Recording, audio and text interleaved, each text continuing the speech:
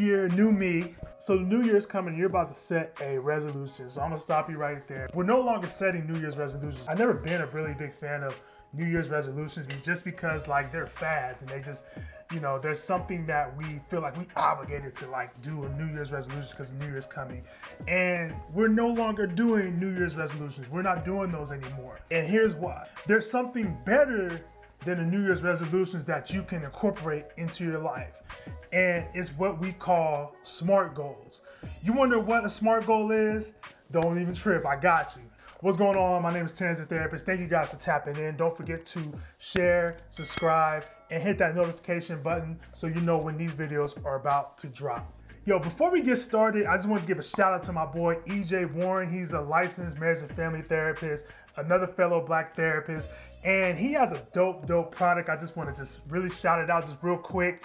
These are actually stress balls. First of all, the packaging is dope, and I thoroughly enjoy the packaging, and it's very sustainable as well too. I use this in between sessions, or I use this in between my work time when I'm meditating, and it comes in two different forms. So the first one is this yellow one. So this yellow one right here is not too firm, but it's firm enough for you to like squeeze it. It's firm enough for you to, you know, kind of get that excess energy out. So I like this one. You know, this one is very steady.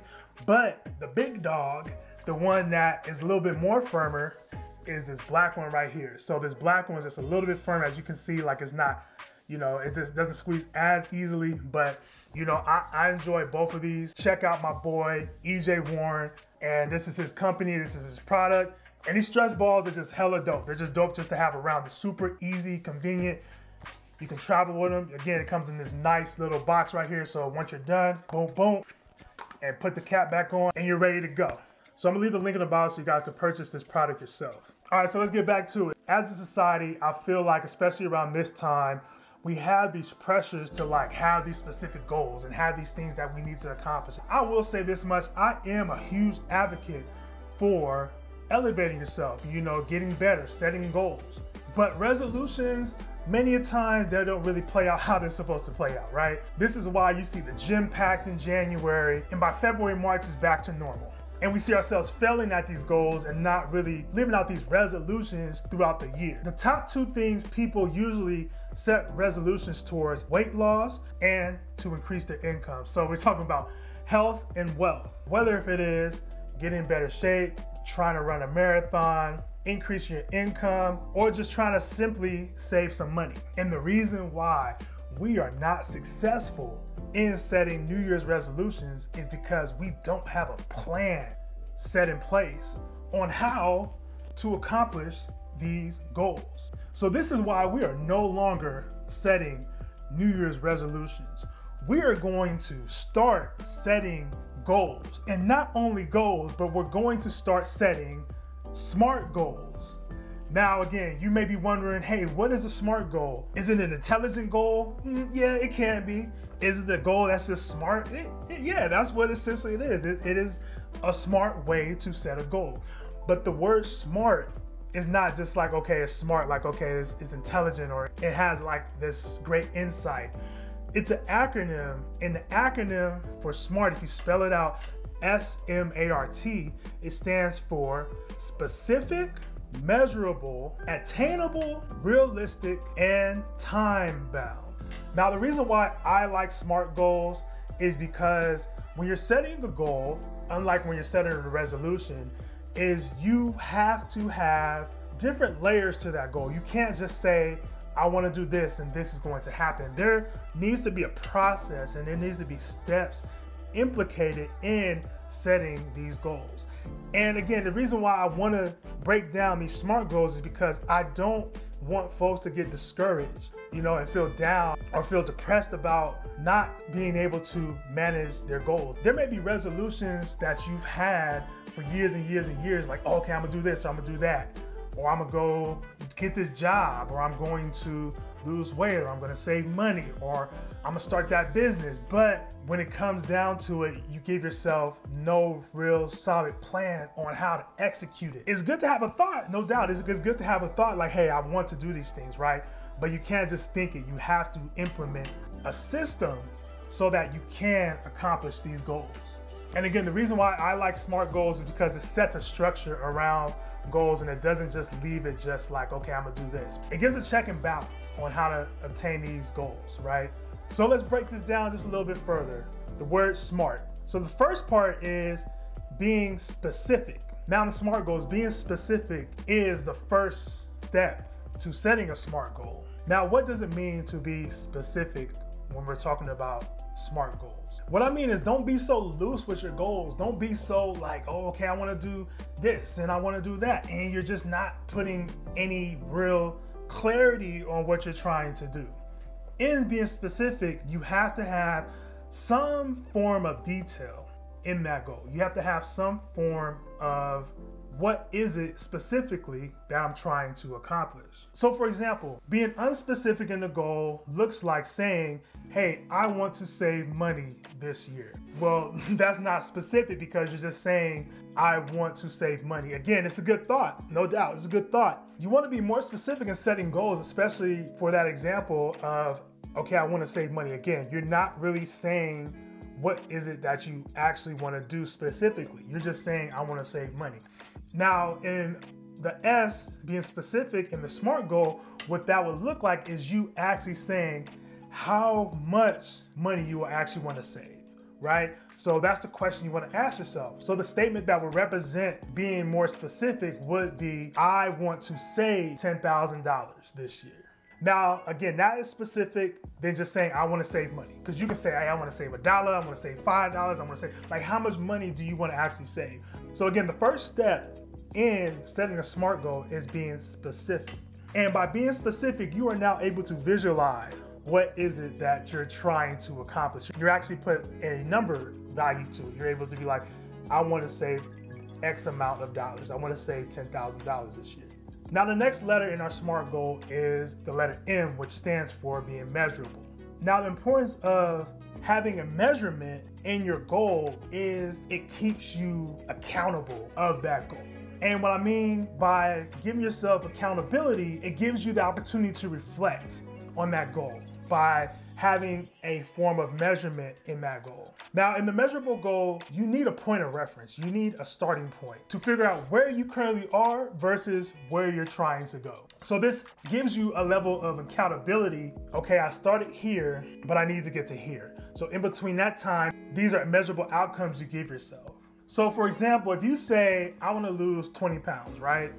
You have to weigh yourself to see where you're currently at and subtract that number by 20 to see where exactly you need to be in order to reach that specific goal. Now, the M can also stand for a motivator.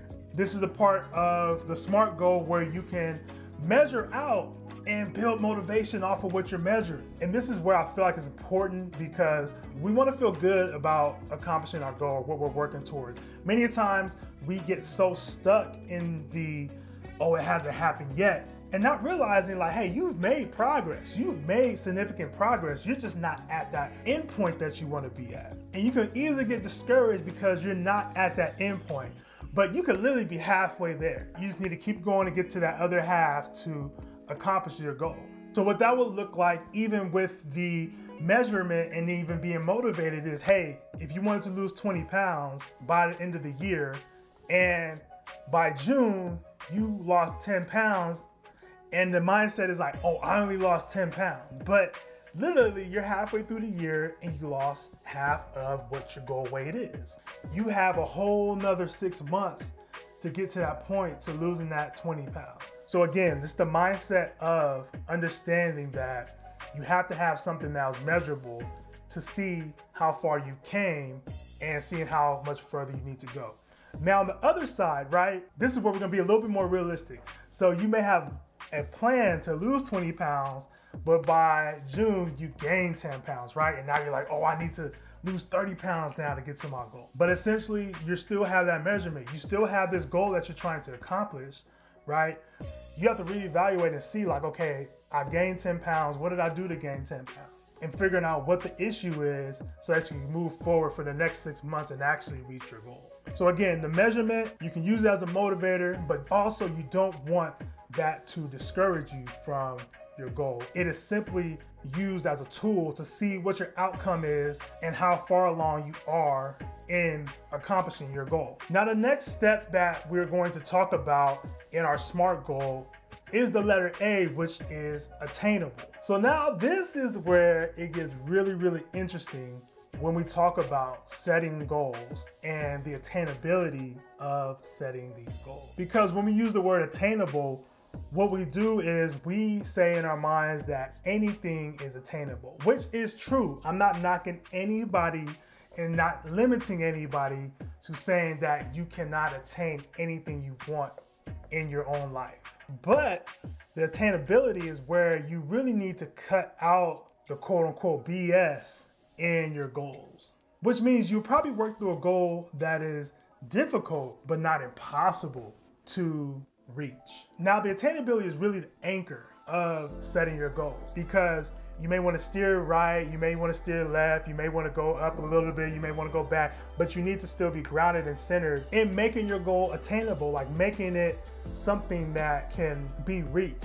So when I was talking about earlier about cutting out the BS, is cutting out the distractions, cutting out things that may hinder you from accomplishing that goal. Sometimes it may be time on social media. I can't make my goal attainable if I'm spending a lot of time on social media, or I can't make my goal attainable if I'm over here doing this, that, and the third. Or I can't make my goal attainable if I'm always helping other people and I don't have no time for myself. The next letter in our SMART goals is the letter R, which stands for realistic. Now, this is my favorite part of the SMART goals, is the R, which is the realistic part of our goals, which is the reality of the goals, which is what's actually going to flourish, like what's actually going to happen, what's the possibilities that can happen within this goal. Now, there's a little mix between the attainability and the reality, because they do coexist in a way. Now, I'll give this example. In therapy, there's a practice or coping skill that some folks use. It's called reality testing.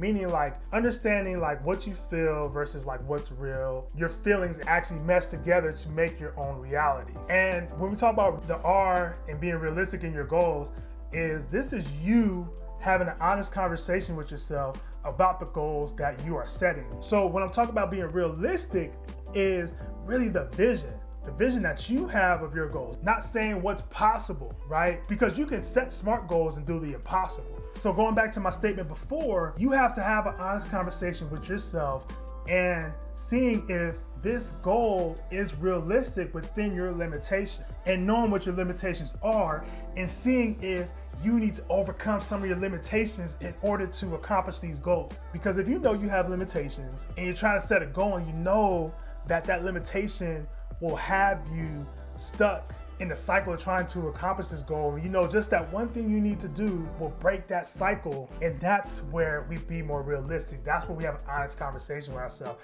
Again, it's not saying what's possible and what's not possible, right? There's probably things in this world 5 years from now we didn't really know was possible, but it became part of our reality. Think about technology. Technology has surpassed a lot of different things within our society. There's people saying that we couldn't have phones, or people that's saying that we couldn't, talk to each other from other countries, we couldn't communicate. There's a lot of different things that happened within the last 10, 15 years that people said was not realistic. So people that have been really intentional and really successful about advancing our technology already seen it happen and already seen the vision and knew that it was possible.